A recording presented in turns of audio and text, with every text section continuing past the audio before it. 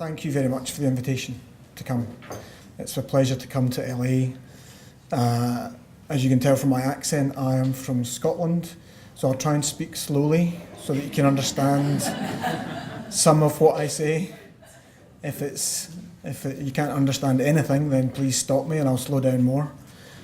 So I'm a pulmonologist, so I run a thoracoscopy practice.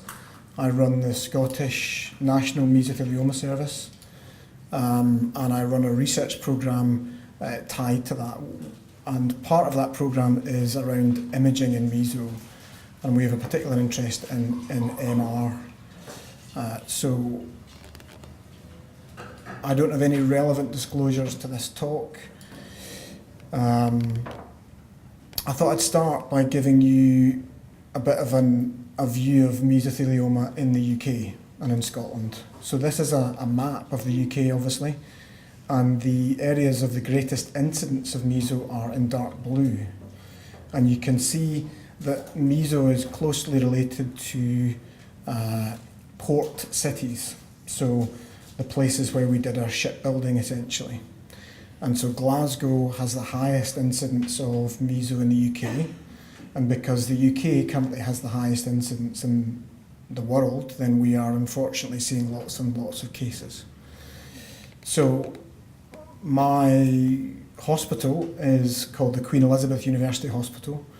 It's based on the site of the old Southern General Hospital, and this image on the bottom left was taken from a Mosquito reconnaissance aircraft in World War II. Dr. Cameron will like this because he's a history major. So it's quite a nice picture because it highlights why I see so many meso patients, because we have 3 shipyards within a mile of that hospital site. So what I plan to do today is really to talk to you about MR and why it has natural, it works well for meso for particular reasons, and then I'll talk you through some research applications, particularly around early detection, staging and response assessment. It's not all tied to volumetry, but it all leads up to our volumetry work, and then finish with some future directions. So this is a coronal image from a patient of mine with a left-sided epithelioid meso, and you can see the tumour is shown in bright white infiltrating into the chest wall, but not through the diaphragm.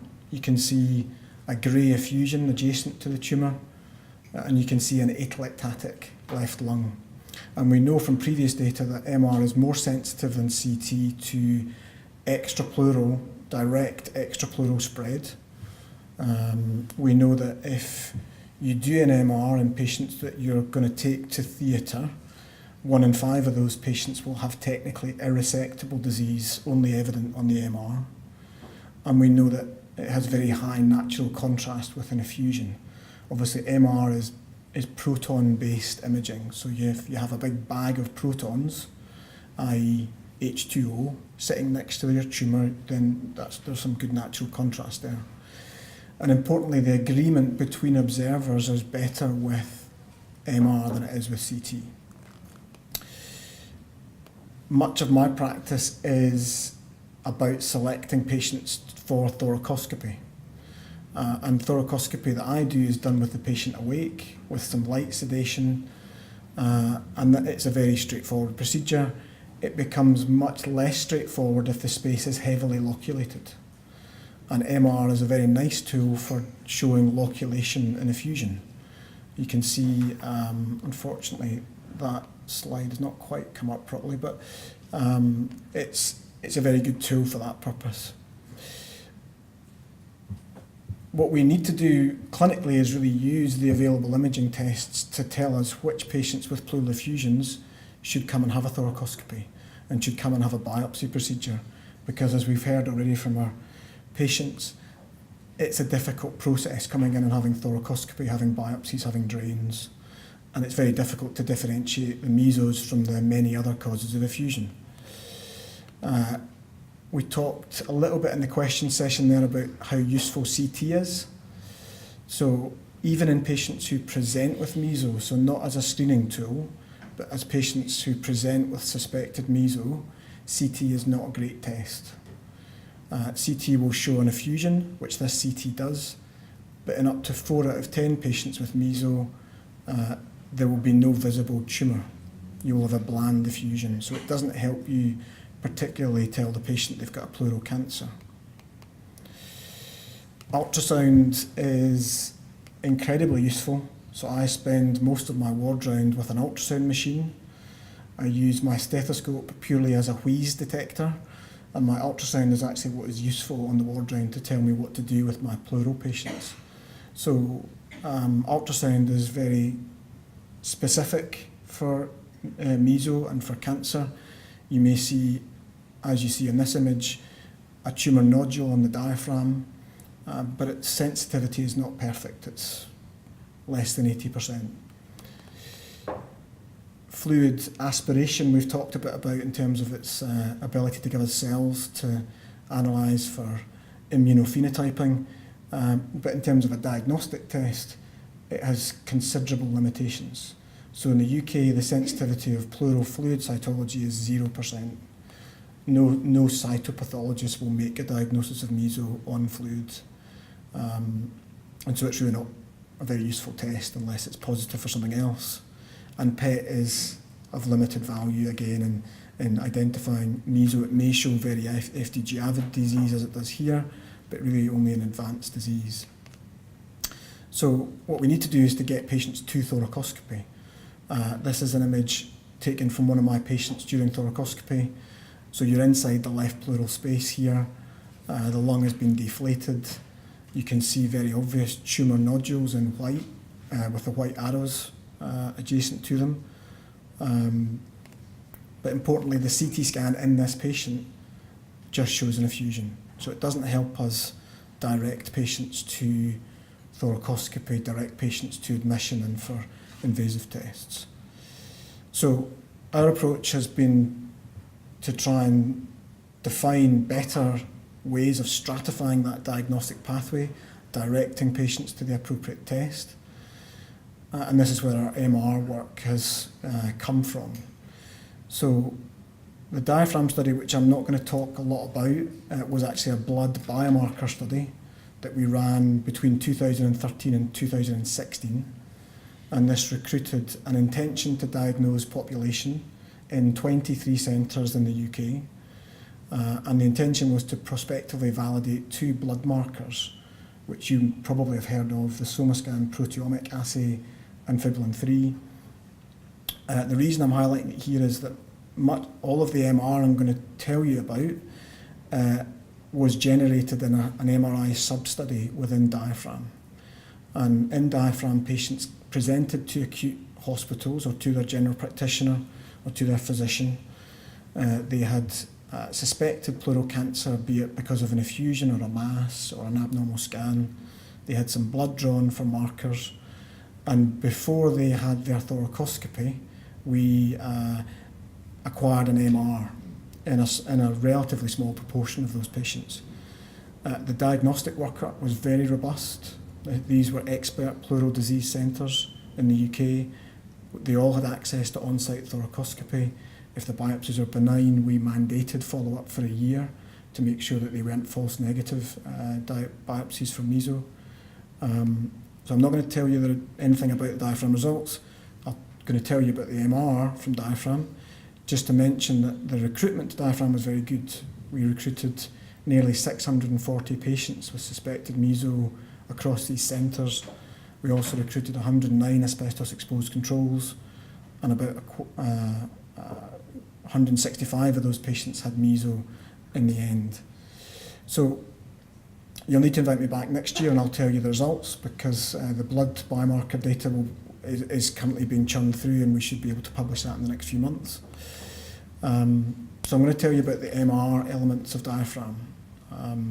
So there were various projects in Diaphragm MRI, one of which was to try and use perfusion MR to improve on those performance characteristics of routine imaging. So I've told you that CT scanning and ultrasound is not really able to differentiate meso from benign disease in patients coming through the clinics.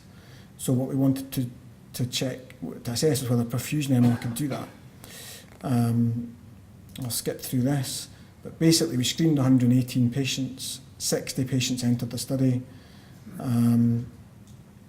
We used 6 prior to that just to develop a novel MR protocol, which was actually based on work that I'd done in my postgraduate thesis in pulmonary hypertension, where I'd worked on MR. And we ended up with 55 patients who had a novel perfusion MR protocol on a 3 Tesla scanner and some tissue for correlation. So this is what perfusion MR generates. We have a coronal image here of a patient with a relatively large effusion, but quite minimal amounts of pleural thickening. And what we asked the operator to do, which in this case was my PhD student, was to place regions of interest onto the pleura, and then we repeated the imaging at multiple time points. So actually 6 time points between pre-contrast and about 13.5 minutes. And what you can then do is you can plot signal intensity over time curves. And we saw an interesting differentiation between patients with benign disease and malignant disease. So in benign disease, all regions of interest in these patients who'd had benign disease confirmed at thoracoscopy, there was a low level of contrast enhancement, which gradually increased very slightly over 13.5 minutes. It was quite different in the malignant patients. And just to make the point, the scan that you see here is a patient with a malignant mesothelioma. So there are no tumour nodules here. This is minor pleural thickening. And so in this patient, what their perfusion MR showed is that about half of their regions of interest behaved differently. They showed a very rapid increase in contrast, which peaked at or before 4.5 minutes. And then our approach was to say that if one of the regions of interest behaved in a malignant fashion, we classified that scan as a malignant scan. And then one can compare the performance of the imaging versus the performance of the biopsies. And so that's kind of analogous to how we look at how we interpret tumour biopsies at thoracoscopy. If we take 6 biopsies and one has got cancer in it, then we say the patient's got meso. We don't need all our biopsies to be positive. Now, if you take that approach to the perfusion MR, you see that this biomarker, which is early contrast enhancement, which is one region of interest behaving in a malignant fashion, it's very sensitive. And when you combine it with the MR morphology, i.e. the radiologist's opinion of the images, your sensitivity is above 90%, and it outperforms our expert radiology opinion based on either CT or MR alone.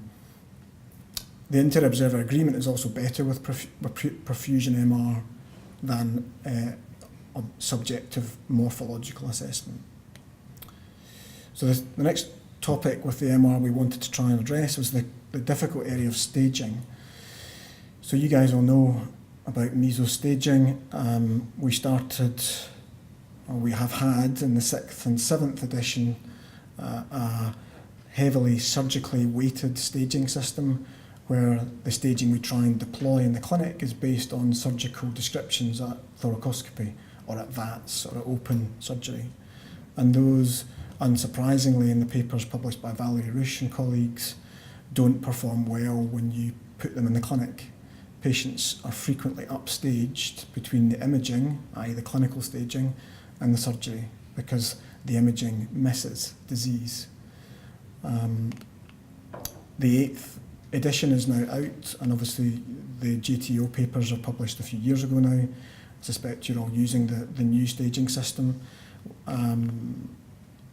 This slide is in a review article we've published recently and highlights the differences between the new and the old staging system. The important point to make here is that there are still some really difficult challenges for imaging. How do you differentiate T3 and T4 disease based on imaging? This is a real challenge. This is is there one pocket of chest wall invasion, or are there multiple sites of chest wall invasion? Is the tumour through the diaphragm, or is it just in the diaphragm? And these are important because it dictates our surgical practice. PET, we've seen some PET images before, is good at nodal disease based on quite limited staging evidence. It's good at distant metastatic disease. It's not good at this. It's not good at disease deep in the costophrenic sulcus. You've got FDG avid, orange tumour in the costophrenic sulcus. Is that in the diaphragm, below the diaphragm, through the diaphragm? MR is a much better tool for that purpose and will allow you to make that call. This is an adapted scheme from our own MDT approach to meso, where if we think the patient is technically resectable based on CT, then they will have PET and they will also have an MR if there's any question around T3 or T4 disease. Our patients, if they're having surgery, are going into the MARS-2 randomised trial, and that practice varies across the world. So the major challenge for imaging, therefore, is, and kind of the Everest of meso imaging, is actually getting to a point where we can accurately allocate T-stage based on the imaging.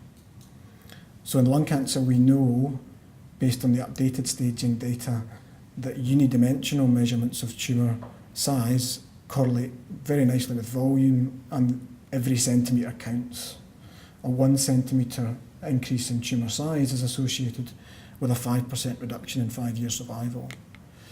In meso, that's not the case. Meso is an incredibly complex tumour shape. It's a rind around the lung. Unidimensional measurements do not correlate with volume, and even if they did, they would be poorly representative of the actual disease. They are associated with decreasing survival and increasing node positivity and stage, but they're highly variable between reporters. So volumetric imaging is a potential solution to the challenge of unidimensional tumour measurements. There's much more data for CT volumetry than there is for MR. So this data was published. These are the outcomes of the multi-centre CT volumetry study, published 2 years ago now. And you can see in the images here of axial CT scans, if a radiologist draws round regions of tumour, they can compute a volume, and it's possible to get volume tertiles to split the population in 3 and see reductions in survival as a result. The challenge comes when you ask another radiologist to do the same thing, and this is the same images with different drawings, and you have a different volume. And Ritu Gill published a nice paper describing the root causes of discordance between reporters with CT volumetry. And the top 2 there, i.e. perception errors and limited contrast between tumour and adjacent tissues, are potentially amenable to MR because it may be able to overcome some of those problems. So in the Diaphragm study, we developed a volumetry protocol. So you've seen these images before. The point here is that we have used our perfusion data to develop our volumetric approach. So you can get these nice signal intensity over time curves if you look at regions of interest in the pleura. But if you place regions of interest in other tissues in the chest, you can also look to define signal intensity ranges at different time points where you can exclusively segment the tumour if you tell your software what to look for. So at 4.5 minutes after contrast, you can see there is no real overlap between the pleura signal intensity, i.e. where the tumour is, and the adjacent structures in the chest. And you can potentially tune, therefore, your segmentation of the tumour. So the volumetry study, our objective was to try and determine a method that was accurate, reproducible, practical, We defined some outcome measures to try and achieve that, and we related our volume to survival and stage. Just very briefly, the patients here are slightly different to the perfusion study because these are meso only. Again, it's a 3 Tesla MR, and we end up with 31 patients who have meso and a volumetric study. In terms of the study population, the important point here is probably at the bottom, which is the stage of these patients. So 2/3 of these patients are stage 1. So these are essentially patients with just an effusion and a biopsy showing meso. And those are the most challenging to do volumetry in, or any imaging in. The mean pleural thickness in these patients is about 6 millimeters. So the segmentation method essentially requires the operator to draw round the pleura every 8 to 10 slices. They then propagate a contour mask through the chest. So the software is essentially using a shape-based interpolation method to fill in the gaps between those drawings, and it extrudes a contour mask which surrounds the tumour. And in some previous studies, that's been your volume. That's all you have. What we've chosen to do is to try and tune within that segmented mask and select just the tumour based on the perfusion data. So if the user then selects 3 regions or places 3 regions of interest within the contour mask, the software will then segment everything within the contour mask that fits with those signal intensity ranges I showed you from the perfusion studies, which happens to be plus or minus 99 arbitrary units. And then you can get a nice 3D segmented volume of the tumour. And what we find is that if you dichotomise the group around 300 cubic centimetres, there's obviously a survival difference between high and low volume groups. If you constrain that further to patients who've got epithelioid tumours without nodal or distant metastasis, that separation is even greater, 25 months versus 8.5. And importantly, in a Cox proportional hazards model, where you pressure test how good your prediction of outcome from volume is against stage, stage drops out. So CT-derived tumour stage is not as good a predictor as MR volume.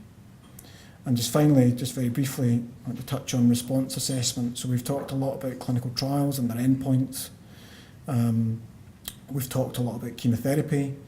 Chemo is the only licensed therapy in the UK and Europe. The MAPS data has not been adopted, and so platinum pemetrexed is first line for all comers. Unfortunately, only 1/3 of patients roughly will respond, and there's significant toxicity. And I think we've heard that if patients could have a choice, many would choose to avoid the toxicity and go straight to an alternative therapy. So we need a predictive marker. So the PRISM study is a study that I'm running in the UK, where we're trying to achieve that. We're trying to look for a genomic signature in the tumour that predicts chemoresistance based on copy number variation. And the reason I mention this is that it gives us the opportunity to look at response imaging. In PRISM, we are looking at 220 tumours, and we are extracting DNA, running copy numbers, and trying to define a signature that predicts chemo response. We're then trying to validate that into external cohorts. But the important point here is that we are triplicate re-reporting all the CTs, which gives us a very robust indicator of the human reporting outcomes that we can then study. So I'll skip through this. You guys know the RECIST criteria, I suspect, for meso. They are essentially the sum of 6 measurements made on CT scans, which are then summed. They are essentially the key outcome for our patients. Should you continue on chemo? Should you stop? They're also the primary outcome measure in all of our trials. but they're very variable. And pharma know this, healthcare services know this, so often we need double or triplicate reporting in trials. So the final study that we're running in this area is to try and develop automatic RECIST reporting using deep learning artificial intelligence. So the objective here is to try and train an AI to go and find and segment meso on CT scans and then compare that over time. We've got a relatively small amount of money over a very small amount of time to try and develop this with Canon, who are obviously a kind of giant of medical imaging from based in Japan, but they have an AI centre in Scotland. The design essentially is to try and use the method we've developed on MR and apply that to CT scans. We're using the data from the Diaphragm Study, and we're also using data from a study called SWAMP, which is, you may have heard, it's a southwest area mesothelioma study, which is a study in the UK, which they happen to have MR paired with CT, like we have in Diaphragm.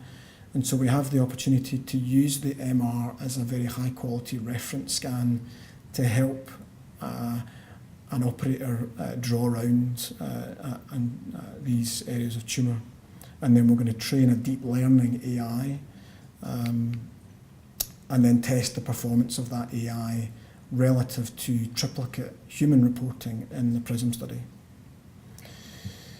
And it's quite hard. The MR is so much easier because the scans are clean and crisp. We've controlled all the variables in the acquisition and the contrast administration. The CTs are routinely acquired CTs with all the variations in scanners, dosing, dosimetry. But we're getting there. We've now got some volumes out of CT, and we're now starting to train our AI to go and find them. So just to finish, our future plans are that we want to do large scale multi-centre validation studies of the diagnostic MR perfusion studies. We've talked a little bit about early detection and screening, and I think low-dose CT, I would suggest, is not the way to go. It involves radiation. We've had 2 negative studies of low-dose CT as a screening test in meso, and if there's going to be an imaging screening test, it probably needs to be combined with other markers, be they breath or blood, and ideally that would not involve radiation. Volumetric T-staging, we need to validate that work and the AI RECIST. We're also doing a smaller internal validation of the actual volumes we get from by actually comparing that with the volume taken out of the chest during Mars 2 surgery. And I haven't touched on the Diaphragm Study results, but that's created an enormous library of proteomic data for these patients, and we can essentially tune biomarker discovery based not just on the diagnosis, but based on the volume of tumour. And I'll finish just with lots of acknowledgements to various people who have funded or done much of this work. And I'll leave you with some pictures of, this is not actually Hogwarts, it just looks like Hogwarts. This is Glasgow University, and I actually walked around the campus yesterday and I did find the odd cloister that looked a little bit, not quite like this, but not far away. So this is the only sunny day in Glasgow that I took a picture of. So, and I'll finish there.